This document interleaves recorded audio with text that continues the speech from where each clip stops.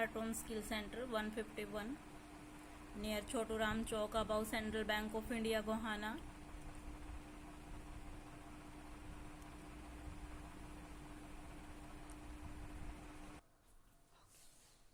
Good morning students, myself Suman Singhal from Harton Computer Center 151 Gohana. Students आज की class में हम टाइप्स ऑफ अकाउंट करेंगे। टाइप्स ऑफ अकाउंट, अकाउंट की पहले 5 टाइप्स से एसेट्स अकाउंट यानी कि संपत्ति खाता,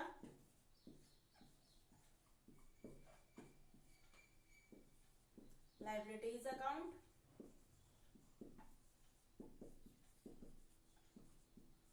देनदारी खाता,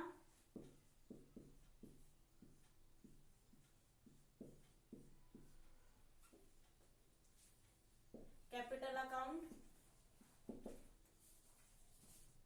पूंजी खाता,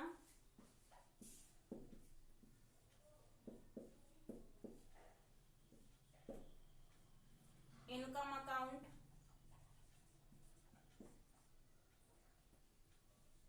आय खाता और expense account,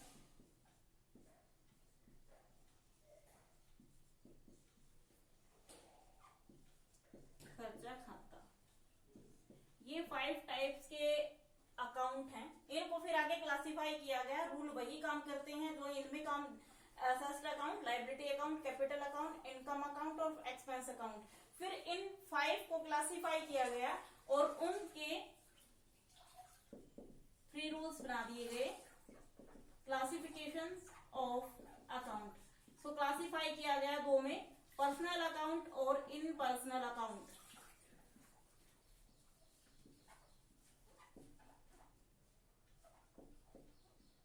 impersonal account, impersonal को आगे 2 में और डिवाइड किया गया, रियल अकाउंट और नॉमिनल अकाउंट।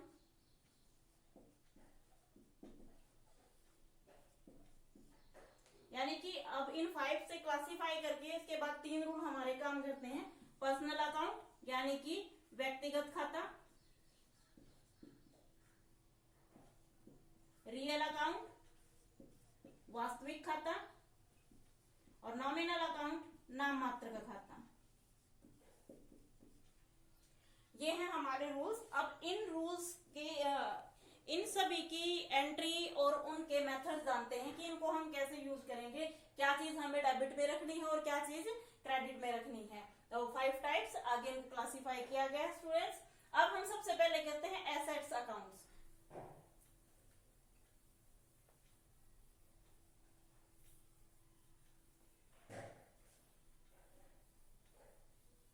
इनके रूल करते हैं स्टूडेंट्स। अब हम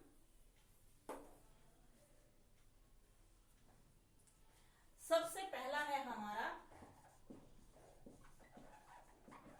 एसेट्स अकाउंट का रूल क्या कहता है, डेबिट साइड क्रेडिट साइड। कि जब भी हमारी एसेट्स बढ़ेंगी यानी कि जब भी हमारी संपत्तियां बढ़ेंगी तो वो डेबिट में और जब भी घटेंगी तो क्रेडिट में। Increase all the assets in the debit side और जब वो घटेगी तो क्रेडिट में आ जाएंगी। Decrease all the assets in the credit side। अब मैं इसकी एंट्री बताती हूँ स्टूडेंट्स आपको कि इसकी एंट्री हमें कैसे करनी है। सो इसकी फर्म ने 1,75,000 का नया फर्नीचर खरीदा।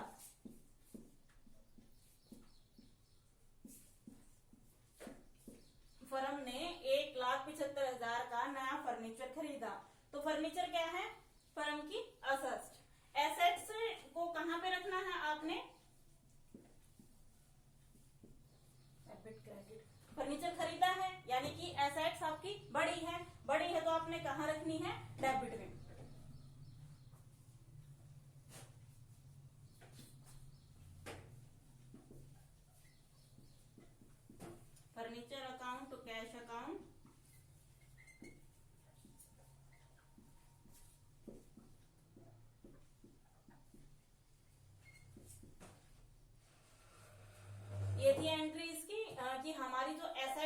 बढ़ती हैं तो वो हमेशा कहाँ पे आती हैं, डेबिट में। और अगर मान लो हमारी एसेट्स घटती है, फर्म ने 10,000 की पुरानी बाइक बेची। बाइक क्या है, फर्म की, बाइक फर्म की एसेट्स है, और अब वो क्या हो गया, उसने बेच दी, तो आपकी जो एसेट्स है वो क्या होगी, घट गई तो वो कहां जाएगी, क्रेडिट में।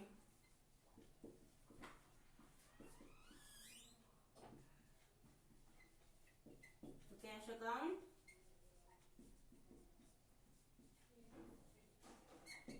तो स्टूडेंट्स ये है एसेट्स अकाउंट का रूल कि जब भी हमारी संपत्ति, आपने एक ही चीज याद रखनी है, डेबिट में क्या आएगा और क्रेडिट में क्या आएगा। अगर आपको ये चीज क्लियर है तो आपको आसानी से ये रूल भी क्लियर हो जाएंगे और आपको पूरा अकाउंट भी क्लियर हो जाएगा। आपने याद रखना है कि डेबिट में क्या आएगा और क्रेडिट में क्या। एसेट्स अकाउंट का रूल कहता है कि डेबिट में जब भी हमारी संपत्ति बढ़ेगी तो डेबिट में, और जब भी घटेंगी तो क्रेडिट में। तो ये स्टूडेंट्स फर्स्ट था। सेकंड,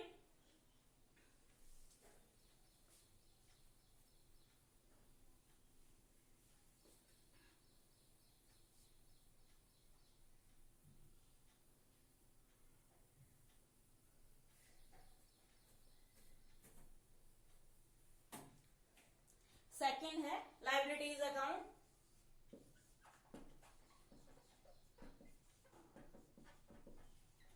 लायबिलिटीज अकाउंट का रूल क्या कहता है, लायबिलिटीज होती हैं देनदारियां, यानी कि ये आपके ऊपर कर्ज के रूप में होती हैं। नॉर्मली एक सिंपल बात आप लेके चलो, अगर हमने किसी से पैसे ले लिए तो हमने उसके पैसे लौटाने हैं, तो जब तक हम उसको नहीं लौटाते तो वो हमारे ऊपर कर्ज के रूप में होती है, यानी कि वो हमारी लायबिलिटी होती है कि हमने उसको पैसे देने हैं। तो लायबिलिटीज अकाउंट का रूल क्या कहता है, लायबिलिटीज अकाउंट का रूल क्या कहता है कि जब भी हमारी लायबिलिटीज इंक्रीज होंगी, increase the liabilities in the credit side, और जब वो डिक्रीज होंगी तो डेबिट साइड। अब इसकी एंट्री देखो, मान लो कि फर्म ने मिस्टर राम से 10,000 रुपए लिए। अब लिए हैं तो फिलहाल क्या हुआ है, लायबिलिटीज इंक्रीज हुई है, और इंक्रीज हुई है तो कहां आएगी, क्रेडिट में।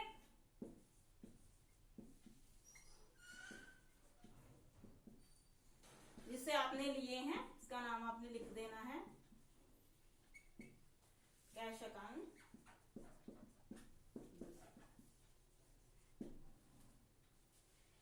एंट्री इसके अपोजिट आ जाती है। दूसरी एंट्री देखो लायबिलिटीज अकाउंट की, दूसरी एंट्री है कि मान लो फर्म ने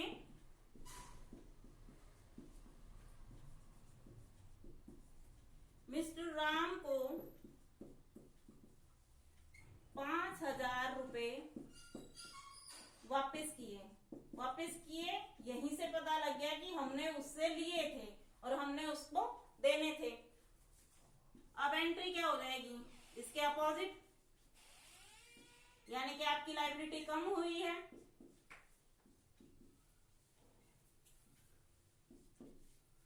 कैश अकाउंट, अब राम को कहां पे रख देना है, डेबिट में, और कैश कहां चला जाएगा, क्रेडिट में। तो ये था सेकंड रूल लायबिलिटीज का। स्टूडेंट्स आई होप कि आपको क्लियर होगा। उसके बाद थर्ड रूल,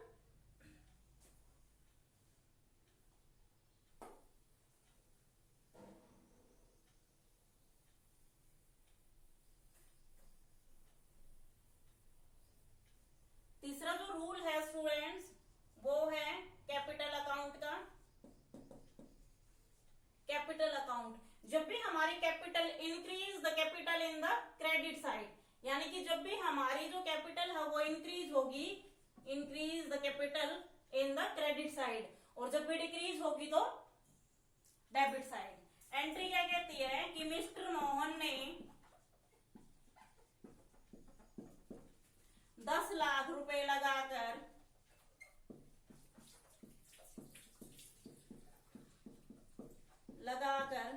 अपना बिजनेस स्टार्ट किया।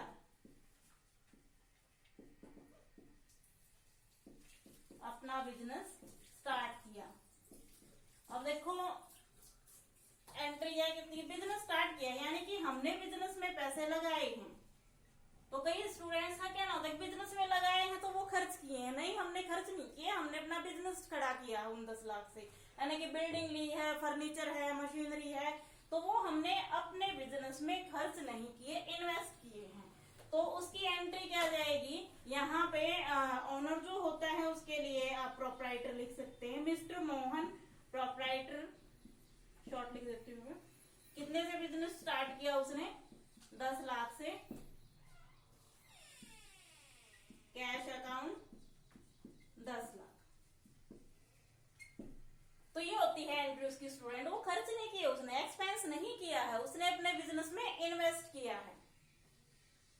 दूसरी एंट्री जो ओनर से रिलेटेड ही होती है, मैंने पहले भी बताया था ड्राइंग अकाउंट, कि अगर मान लो अपने पर्सनल कार्य के लिए आप अपने बिजनेस से पैसा लेते हो तो वो एंट्री कहाँ जाएगी, ड्राइंग में। अब इसमें लगा लो कि ओनर ने, ओनर कौन है, मिस्टर मोहन, ओनर ने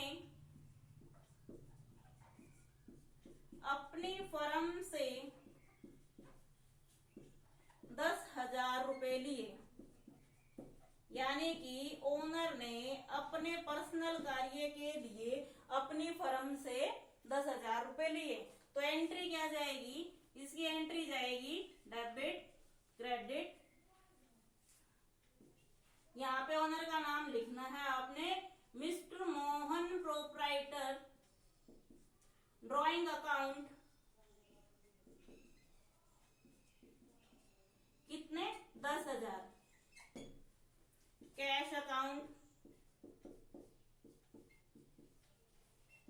ये था थर्ड रूल कैपिटल अकाउंट का, कि जब भी हमारी कैपिटल इंक्रीज होगी तो वो क्रेडिट में आएगी और जब भी वो डिक्रीज होगी तो डेबिट में आएगी। मेरा एंट्री जो मैं करवा रही हूँ स्टूडेंट, इसलिए आपको करवा रही हूँ ताकि वो जो रूल है वो आपको अच्छे से क्लियर हो जाए।